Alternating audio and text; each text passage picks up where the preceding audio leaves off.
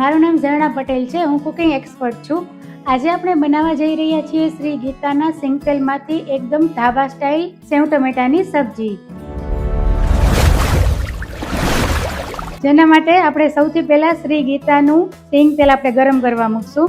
અહીંયા આપણું તેલ ગરમ થઈ ગયું છે. હવે એની અંદર આપણે અડધી ચમચી રાઈ નાખશું. એની સાથે અડધી ચમચી જીરું નાખશું. અને અહીંયા મેં ખડા મસાલા લીધા છે: તજ, લવિંગ, સૂકું મરચું, તમાલપત્ર અને બાદીઓ. ત્યાર પછી થોડી હિંગ નાખશું.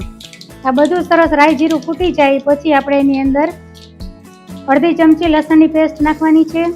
એની સાથે અડધી ચમચી આદુ મરચાંની પેસ્ટ ઉમેરશું અને 3 થી 4 લીમડાના પત્તા ઉમેરશું. આ બધું સરસ સોતે કરી લેવાનું છે. અને લસણ સરસ સોતે થઈ ગયું છે. હવે એની અંદર આપણે એક ડુંગળી સમારેલી એડ કરવાની છે. ડુંગળી થોડી ગોલ્ડન બ્રાઉન થાય ત્યાં સુધી આપણે એને સાતળવાની છે. ડુંગળી થોડીક સોતે થઈ ગઈ છે. હવે એની અંદર આપણે ટમેટા એડ કરવાના છે. તો અહીંયા મેં 2 મોટા ટમેટા આ રીતે કટકા કરીને લીધા છે. એ આપણે એની અંદર એડ કરી દઈશું.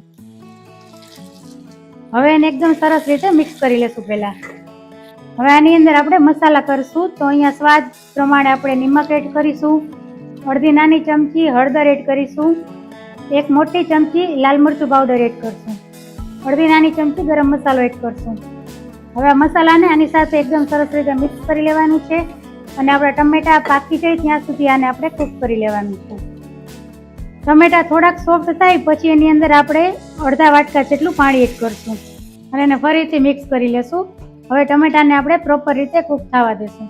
હવે ટમેટા અહીંયા આપણા એકદમ સરસ કૂક થઈ ગયા છે. હવે લાસ્ટમાં એની અંદર થોડો ગોળ નાખવાનો છે. તો અહીંયા મેં ગોળનો પાવડર લીધો છે. અડધી નાની ચમચી આપણે ગોળનો પાવડર એડ કરીશું. ત્યાર પછી અહીંયા મેં આ જાડી સેવ લીધી છે. 1 વાટકો ભરીને જેટલા ટમેટા છે એટલી જ સેવ લીધી છે. એ સેવ આપણે આની અંદર એડ કરી દઈશું અને બધું પાછું એક સરખું એકદમ સરસ રીતે મિક્સ કરી દઈશું.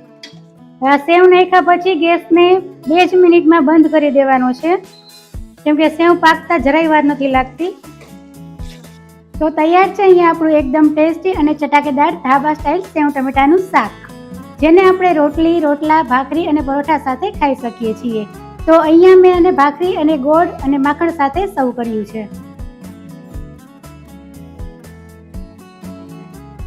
શ્રી ગીતાના સિંગતેલમાંથી બનતી આ રેસીપી જો તમને ગમી હોય તો અમારા પેજને લાઇક, શેર અને સબસ્ક્રાઇબ કરજો. Thank you Shri Geeta oil. જય શ્રી કૃષ્ણ.